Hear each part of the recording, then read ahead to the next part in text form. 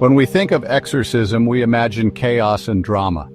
But the real Catholic exorcism is quiet, careful, and rooted in faith and medical caution. The Church acts more like a careful doctor than a ghost hunter, always prioritizing healing and protection. Doctors and psychologists are involved first, searching for real-world explanations before any ritual is considered. The real exorcism is a slow, deliberate process, focused on faith, healing, and compassion, not spectacle. How movies shape our fears. Hollywood turns exorcism into a spectacle. Spinning heads, levitation, and priests battling evil in a single night. Films like The Exorcist have defined exorcism for millions, blurring the line between fiction and reality. These movies create myths that exorcisms are common, violent, and just a phone call away. The priest is shown as a warrior, but in reality, the process is far less dramatic. This sensationalism distorts public perception, making people believe possession looks just like it does on screen. The danger? People with real medical or psychological issues may think they're possessed, delaying proper treatment. The Church's actual focus is on the person's well-being, not on fighting a monster. In movies, the possessed are just vessels for evil. In reality, they're individuals in distress. The real protocol is about spiritual comfort and exhausting all other avenues first. Hollywood gives us a monster movie. The Church offers a process of pastoral care. The true story is quieter, more compassionate, and deeply human. The spectacle is fiction, the care is real. The slow road to an exorcism. Unlike the movies, the Church's path to exorcism is slow and methodical. The first step isn't prayer, it's medical and psychological evaluation. Doctors rule out conditions like schizophrenia or epilepsy before a bishop even considers exorcism. The Church's priority is to ensure the person gets the right care, not to jump to supernatural conclusions. Officials gather a detailed history looking for trauma, substance abuse, or environmental factors. This investigation can take months or even years. Only when all other explanations are exhausted does the bishop review the case for possible exorcism. The process is evidence-based, reserved for the rarest cases. It protects people from misdiagnosis and unnecessary spiritual intervention. The real exorcism is a last resort, not a first response. Who can perform an exorcism? In movies, any priest can battle demons. In reality, only a select few are ever authorized. The bishop alone decides if an exorcism is needed and chooses the priest for the task. Most priests will never perform an exorcism in their lives. The chosen exorcist must be known for piety, wisdom, and emotional stability. He undergoes specialized training, not in fighting demons, but in theology, psychology, and the ritual itself. The exorcist learns to distinguish between possession and mental illness. He follows a strict formal set of prayers and commands. The exorcist is not a lone hero, but an instrument of the Church, acting with its full authority. This careful selection and training prevent misuse and sensationalism. The process is secretive and solemn, performed away from public view.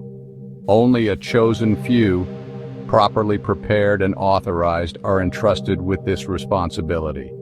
The reality is far from the Hollywood image of a priest rushing into battle. It's a hidden ministry grounded in caution and faith. A quiet battle of faith. When the bishop finally gives permission, the rite of exorcism begins, but not in a chaotic, haunted bedroom.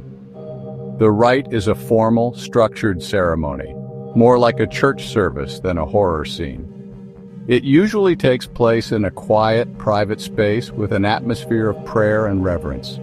The exorcist is joined by a small team, perhaps another priest, a medical professional, and family members for support. The ritual follows a precise script from the Church's official book, with no improvisation. Prayers, blessings, and readings from the Gospels form the core of the rite. Sacred objects like holy water and a crucifix are used, but the focus is on faith, not spectacle. The priest commands the spirit to depart, not with shouting, but with firm, calm authority. The process can be long, sometimes requiring multiple sessions. The goal is peaceful liberation, not provocation. The Church acknowledges disturbing phenomena can occur, but emphasizes the quiet power of prayer. The real exorcism is a spiritual marathon, not a supernatural sprint. It's a solemn ceremony, not a Hollywood spectacle. Why the Church is so cautious is rooted in centuries of experience and responsibility. Every rule, from medical clearance to strict selection of the exorcist, exists to protect people from harm. Misdiagnosis can have devastating consequences, delaying real treatment and causing further suffering. The rite itself forbids any form of violence or abuse. It's about compassion and care. Privacy is maintained to protect the dignity of the individual, not to create a spectacle. Strict protocols discourage superstition and fear, making clear that true possession is extremely rare.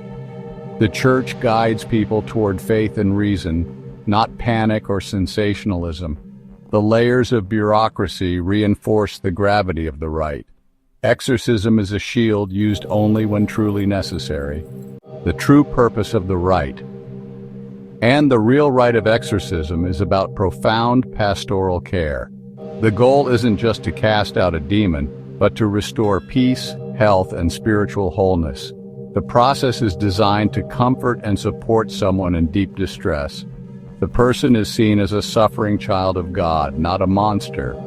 The prayers ask for strength, peace, and protection, not just for deliverance. The exorcist acts as a spiritual guide, leading the person through a difficult journey. The rite affirms faith over fear, light over darkness, and God's love over evil. Success is measured by restored peace, not dramatic phenomena. The Church's approach is focused on healing and hope. The real story is one of care, faith, and quiet liberation. The sobering reality is a world away from Hollywood's chaos and spectacle. The real process is slow, careful, and rooted in medical and psychological investigation. Authority is tightly held by the bishop, and the exorcist is chosen for wisdom and faith. The rite itself is structured, private, and focused on prayer, not drama. The goal is always to protect the individual and uphold their dignity. The Church's approach prevents misdiagnosis and discourages sensationalism.